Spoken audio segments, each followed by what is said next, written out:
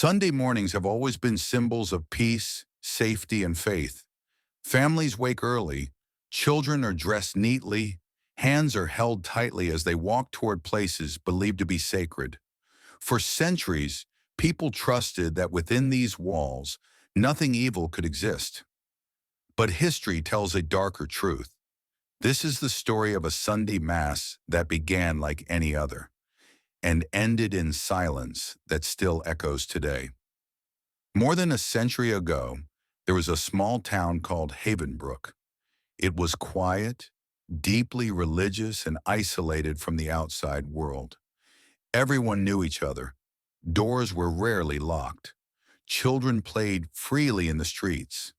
At the center of the town stood St. Mark's Parish Church. It was more than a building. It was the heart of the community. Every Sunday, the church bell rang at 9 in the morning.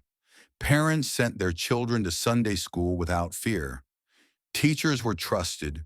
Clergy were respected. Questioning authority was unthinkable. Faith was absolute. On one spring Sunday, 50 children arrived for Sunday school. Their names were written into the attendance register. Some smiled. Some complained about the early hour. None of them knew it would be the last time they were seen. The Mass began as usual. Hymns filled the hall. Prayers were spoken. Nothing felt wrong. But when the service ended, the children did not come out. At first, no one panicked. Parents assumed there was a delay, maybe a special lesson. Maybe the children had gone outside. Minutes passed, then an hour. Classrooms were checked. They were empty. No signs of struggle, no noise, no explanation. The church leaders asked the parents to remain calm. They promised answers. But as daylight faded, fear took over. By nightfall, Havenbrook was awake. Men searched the fields with lanterns. Women called their children's names into the darkness. Every path, every road, every nearby building was checked. Nothing.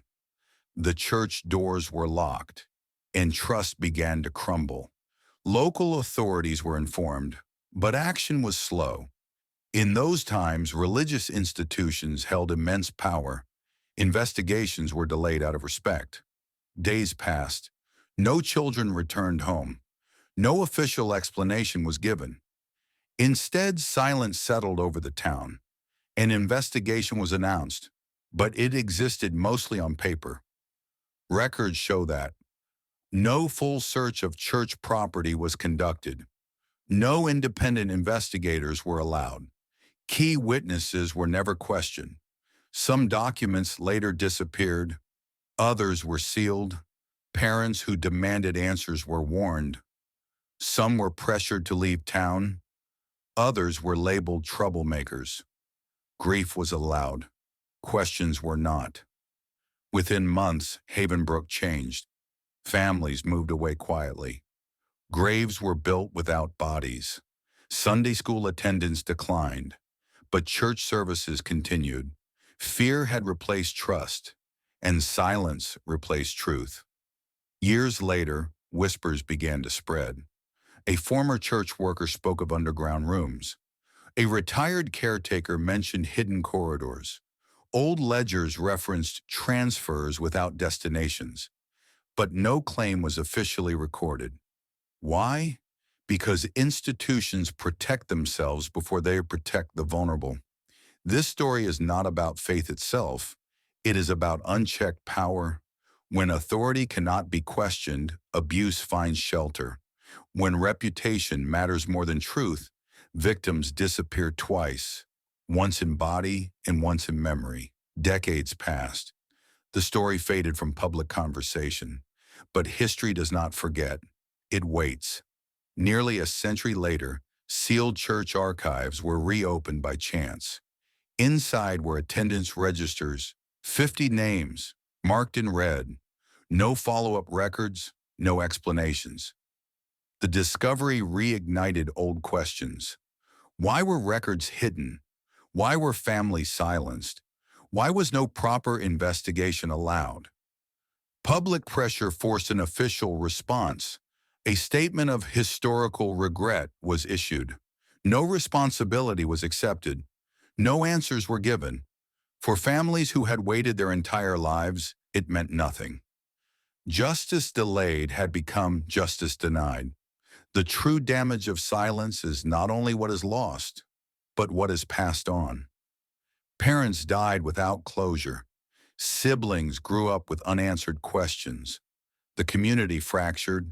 Faith turned into fear. This story matters because it is not unique. Across history, similar patterns appear. Children sent away for care and never returned. Records sealed, voices silenced. Not because of belief, but because of power without accountability.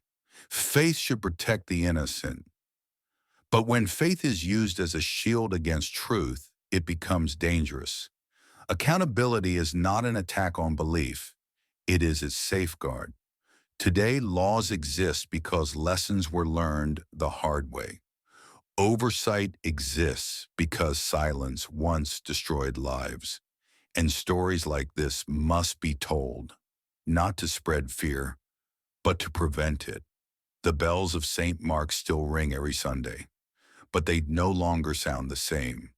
They remind us that sacred places must never be beyond question, that trust must never replace vigilance, and that when children disappear, silence is never acceptable, because when truth is buried, evil survives. And history demands that we listen, even when the sound is uncomfortable.